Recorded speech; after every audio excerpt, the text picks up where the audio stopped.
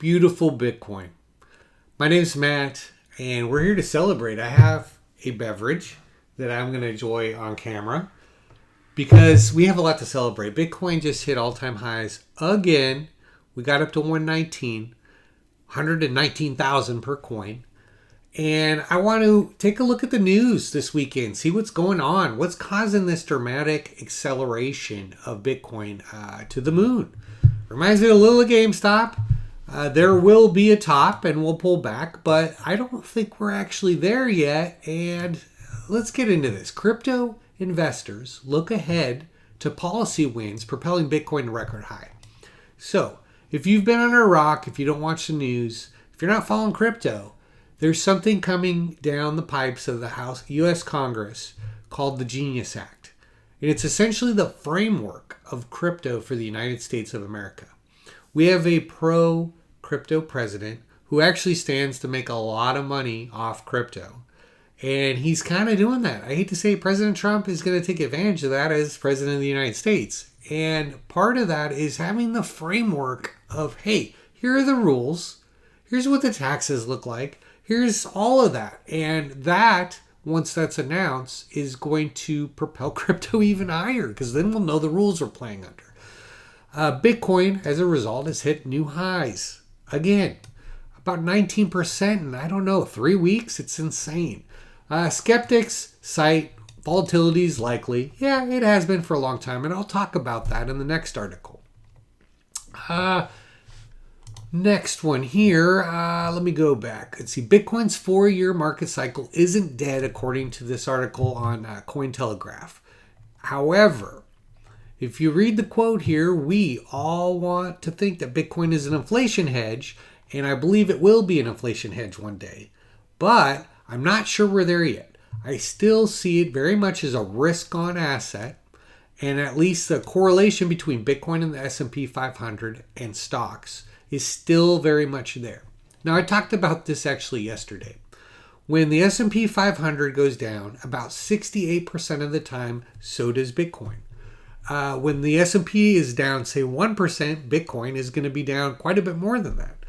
On the reverse, when the S&P 500 is going up, Bitcoin tends to go up. And that, in my mind, doesn't make any sense. They shouldn't be correlated at all, but they are. So they consider it, hey, it's a risk-on asset. What should happen is the public in general is realizing that our economic system in America is failing.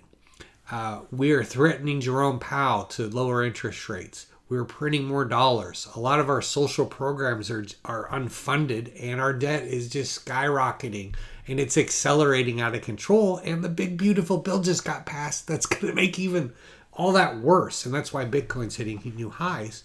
I don't see that changing anytime soon. We're going to go higher, in my opinion. Now, it'll be a bumpy road. And this is that bumpy road. In this particular article, they've looked at that. They've said, okay, in the first, 275 days when Bitcoin was released, it went up quite a bit. And then for this duration of time, 1,278 days, it didn't do much of anything. But then during this year, it skyrocketed. There was the drawdown for almost 3 years. And then we had about a year of just spiking. And then the drawdown for a couple years. And now we're in this bull run right now. And in my opinion, we are not at the top yet. 200,000, show me 200. Yeah, I would say we're getting a little toppy and it's probably time to take a little off the table. But I don't think by any stretch of the imagination, we're at the top of a bull market.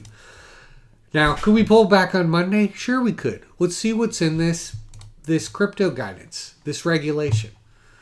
Next up, I talked about this stock slip after Trump's new tariffs. Now, if you're living on a rock, the tariff deadlines that were set like 90 days ago for all the countries around the world are coming due. And we're sending letters, America's sending letters to these nations saying, look, we have a negotiated deal and you're kind of starting to tick us off. These are going to be your new tariffs starting August 1st. Now, that's a negotiation tool. I don't think that's where those numbers will land unless the countries are like, you know what? It is what it is. And I don't think that's going to happen because they want to trade with the United States. So as we work out these deals, we have to strong arm a bit because America in general has been weak and soft for quite a few years, and that's why we're in this situation right now. And Trump's doing his best to try to fix it in the power that he has. But this I actually like quite a bit.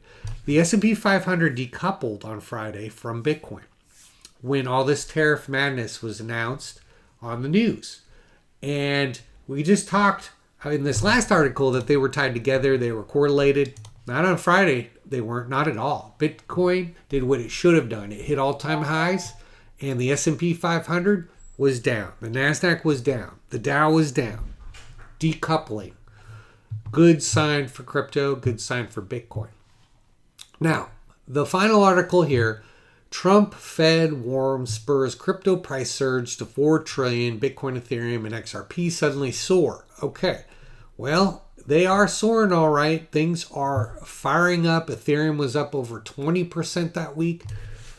Now, here's the thing. I do have some Ethereum, but this is specifically a Bitcoin channel. So I'm going to exclusively talk about Bitcoin and occasionally I'll sprinkle in some other assets. But I'll be honest, forthcoming, I do have some Ethereum as well. Here's the thing about this article. It talks about Jerome Powell, the Fed chair, and what's going on there. So if you're not understanding of all that, the Fed controls the interest rates. It's one of the ways that they can control inflation. And Jerome Powell, in my opinion, is doing an outstanding job trying to correct inflation.